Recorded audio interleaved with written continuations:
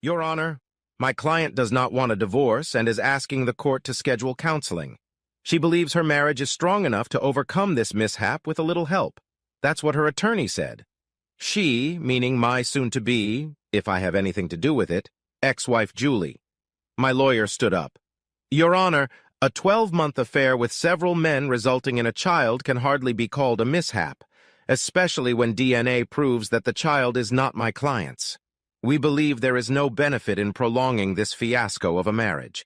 Counseling is not going to change anything. It is because of the child that I am inclined to order counseling, the judge said. The child needs a stable home to grow up. If you think I'm going to raise that cheating bitch's bastard, I said loudly. My lawyer flinched. The judge banged his gavel hard. One more word and I will hold you in contempt, he shouted at me. I am ordering 1 month of counseling at 2 sessions a week. You will attend, Mr. Stedman, or else. He stared at me intently for a moment, then banged the gavel again. That's all. Julie, my ex-wife, looked smug as I entered the counselor's office. I'm Dr. Sullivan, but you can call me Gerald. Can I call you Brian? He smiled at me. No, you can't. You can address me as Mr. Stedman. Brian, that won't be necessary. Julie started. You don't have to address me at all, bitch, I snapped at her. I think we need to calm down, Dr. Sullivan said. Please, Mr. Stedman, have a seat. He pointed to one of the chairs side by side in front of his desk. I pushed the chair a good 1.5 meters away from the chair Julie was sitting in and plopped into it. Gerald sighed. Okay, he began. I couldn't hear anything else as I pulled out a set of wireless headphones, put them in my ears, and started listening to music from my phone. Gerald looked at me in silence and then started talking to Julie. I couldn't hear what he was saying and just kept playing with my phone while listening to music. After about 15 minutes, I saw Julie stand up. She looked at me and stomped out of his office. I pulled out my headphones. Okay, doctor, good session. I'll see you Thursday. I'm canceling sessions and sending my report to the judge. Even better, I'm out of the office. The judge wasn't happy. Give me one good reason why I shouldn't hold your client in contempt, he snarled at my attorney. Your Honor, you ordered my client to attend the sessions. He attended the first session as ordered. The remaining sessions were canceled by the counselor. The counselor's report clearly states that he made no attempt to participate in the session. He wore headphones and ignored them throughout, the judge replied. The order was for him to be present, my counselor replied. He was present. Given that counsel believed that from continuance would be of no benefit, I would like to ask you to grant the divorce as per the motion. Not on your life, said the judge. I am ordering 4 weeks of counseling. Mr. Stedman will attend them and will become involved. When I arrived, the office was furnished in exactly the same style as before. 2 chairs 1/2 meter apart stood opposite the doctor's desk. He sat behind it. There was nothing on the desk but a yellow notebook and a photograph of a pretty woman whom I guessed to be about 30 years old, and a child who looked to be about 6 years old. Mr. Stedman, said the doctor, please have a seat. I started to move the chair again. Julie held out her hand to stop me, and I jumped back. I am notifying you both that any physical contact will be considered an attack on my person and will be met with appropriate force in response, I said. Julie awed, stepping back. I pushed the chair back again and sat in it. Pulled out my cell phone again. Mr. Stedman, the judge has ordered you to attend the hearing. I know, I said. I'm using my phone to record the session to prove my participation. My attorney says some counselors have been known to have their own agendas. Since my soon-to-be ex-wife has been seeing you for quite some time, I feel that you have already developed a relationship with her that could work against me. What if I don't want you to record the sessions? The doctor asked. Then I will go back to the court and demand another counselor, I replied. I have that option. The only reason I didn't is because it would cause even more delays. Julie, how do you feel about the sessions being recorded? He looked at her. Never mind, she said, waving her hand. Can we just get started? Okay, Gerald said. What I'd like to do first. Before we start, I interrupted him. Can I ask you a question? Of course, he said. You can ask questions at any time.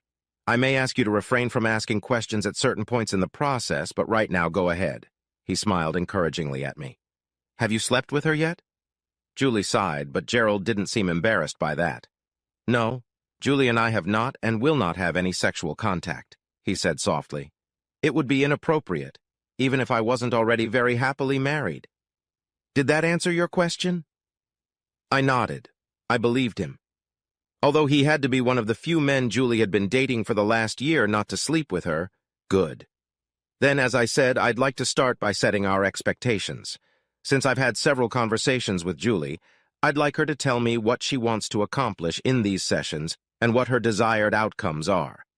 I would ask that while she is speaking, you refrain from comments or questions until the very end. After Julie tells us what she hopes to accomplish, I would ask you to do the same. I refrained from commenting. I didn't look at Julie as she began to speak. First of all, Brian, she began. Don't talk to me, I growled. Talk to me, Julie, Gerald said. Tell me what you want Mr. Stedman to hear. I want him to hear how sorry I am for hurting him. I know what I did was wrong, it's just that he spent so much time at work and traveling that I was lonely. I realize how much I hurt him, and if I could go back and change the past, I would give anything to do that. I love him more than anything in the world. I know we can overcome this if he would just give me a chance. I will show him that I can be the best wife a man could ever want. We could raise our child together and give him a great life, maybe even a brother or sister. I want us to be together. And I know we can do it. We can get through this. I know we can. Gerald smiled at Julie. Okay, thank you, Julie. Now you, Mr. Stedman, what would you like to say? I looked at him. I'd like to see that cheating cheater gang raped, infected with a rare and incurable venereal disease, and die a slow and agonizing death, I said. Julie burst into tears and ran out of the room. That was useless, Gerald remarked. And I don't want to be useless. The bitch spent a year hooking up with half the men in town, got pregnant, and tried to pass the baby off as mine. If I hadn't gotten suspicious and demanded a DNA test, now I'd even be forced to pay child support on some other bastard's kid. Tell me, Doc, how exactly am I supposed to act? It's natural to be angry, but you have to look through the prism of anger at what you had, he replied. Do you even know what you're talking about? I snapped at him. Have you ever had the love of your life, the person you trusted with your heart and soul, and for whom you would literally die to protect, shit on you so badly that you questioned your own sanity? When I found out what was going on, I wanted to die. I seriously considered killing myself. How can someone who professes to love another person hurt them so much that they drive them to suicide? Also, you'll notice she never once said she regretted what she did. Not for fucking all those men, not for lying time after time, not for getting knocked up and not even being able to guess who the father of the baby is. The only thing she is sure of is that it wasn't the man who should have given her the baby, namely, Ia. So, since you have no idea what it's like to be in my position, don't sit here with your sanctimonious smile and bookish education and tell me I should look past my anger. Right now, my anger is all I have. Just let me get this cheating wench out of my life and try to rebuild some of the pieces she left me. Does that count as participation? I snapped at him as I left his office. When I got home, I decided to prepare a little for the next session. Maybe I could prove my point. I've asked Julie to let us do this session without her, Gerald said when I walked into his office the following week. I feel like we can accomplish more in face-to-face mode to begin with. If it still counts towards the court-ordered counseling, I'm more than happy not to be in the same room with this lady. I sat down, placing the A4 envelope I'd brought on my lap. Can we try to refrain from name-calling? Please, it's unconstructive and only gets in the way. I don't want to be constructive. I just want to get through these sessions and get this rogue crap out of my life forever. I didn't want these sessions at all. She just intends to cause me as much misery as she can. She doesn't want a divorce because the prenup leaves her with nothing. So she's trying to get me to take her back. That's not going to happen. What about the baby? He's innocent. Of course he can't be punished for He's not my problem or my concern. You think I'm supposed to take in every tramp who can't keep up and gets knocked up? Those kids have nothing to do with me, and neither does this one. Why are you so sure there's only one outcome to this? You obviously loved her very much. These feelings don't go away overnight. Your anger is masking it now, but once it subsides, and believe me, it will, you'll find that there are feelings left that you can develop, feelings that you can use to repair your relationship, and even make them stronger. The smile returned. I wanted to punch him. It was time to give him a taste of his own medicine. I pointed to the picture on his desk. You have a nice family. Have you been married long? We're not here to discuss my 11 years, if my sources are correct. In love since childhood, married right out of college. Waiting for you to have kids, and then little Ethan showed up. He's 9 now, and this picture must have been taken a couple years ago. How did you... He started. Did you know that your dear Cheryl has secrets of her own? I continued. Maybe you know that when she says she's at her Pilates class on Wednesday afternoons and you're at work, she's actually at the Motel 8 on Patterson fucking her personal trainer? That's ridiculous, he stammered. But I could see he wasn't sure. He went very pale. Really? I said, pulling some pictures out of an envelope. I laid them out one by one on his desk. They showed a beautiful, slender woman entering a hotel room with a young, muscular man. He had his arm around her waist, and they were looking at each other lovingly. I pulled out the DVD and put it on his desk as well. It also has footage from inside the room if you want real proof of what they were doing. It's pretty graphic, so I wouldn't watch that if I were you. I made that mistake when I got the private investigator's report. That footage will haunt me for the rest of my life. He looked like he was about to throw up. Oh, and one more thing, I said. Ethan? No, he said quietly. Please, God, no. I pulled the DNA report out of the envelope. It looked like the fitness instructor wasn't the first. I think he would be too young to be Ethan's father, but whoever the father is, it's not you, I said quietly. He got up and ran to the bathroom, which I realized was right next to his office. I heard him vomit noisily into the toilet. Do you understand now? I asked him as he sank back into the chair again. Tears were streaming down his face. He looked at me with dead eyes. Now, do you understand the pain she caused me and why I have to cut her out of my life? He nodded languidly.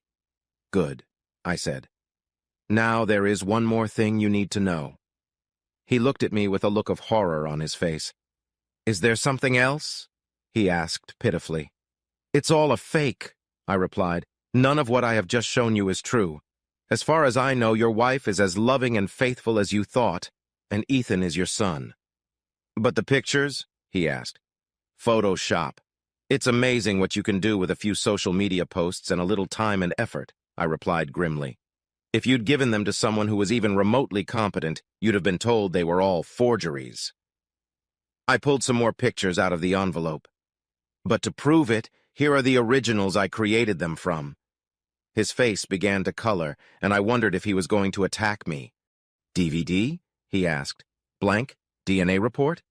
It's actually a DNA report on my cheating cunt's baby. I just changed the names and dates. He sat stunned for several minutes, fresh tears beginning to run down his face. Why did you do that? What do you think you could accomplish by destroying my marriage and my life? He asked. That was not my intention.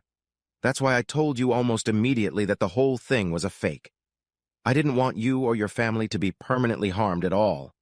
I just wanted you, for once, to actually understand the pain I went through, the feelings of loss, anger, and resentment. For a few minutes, you experienced it, and I'm still experiencing it. Your short-term suffering is my life now and in the future. Making me sit here with this bitch, listening to her babble about how much she loves me and wants me back, means I have to keep reliving that pain over and over and over again. There are laws about cruel and unusual punishment. Why don't they apply in this case? I just want to move on, try to gather what little I have left and move on. Why can't you and the court let me do that? I gathered all the papers from the table and put them back in the envelope. I'll leave it to you to handle, I said. I'm sorry to have to do this, but I need you to understand. I left his office. Your Honor, I have a report of the court-ordered counseling sessions that my client was required to attend. My attorney addressed the judge again.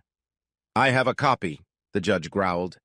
It appears that the counselor believes that even after 3 sessions out of the 8 sessions ordered by the court, this marriage cannot be saved, and that for the well-being of all parties involved, including the child, the best solution is to allow it to dissolve.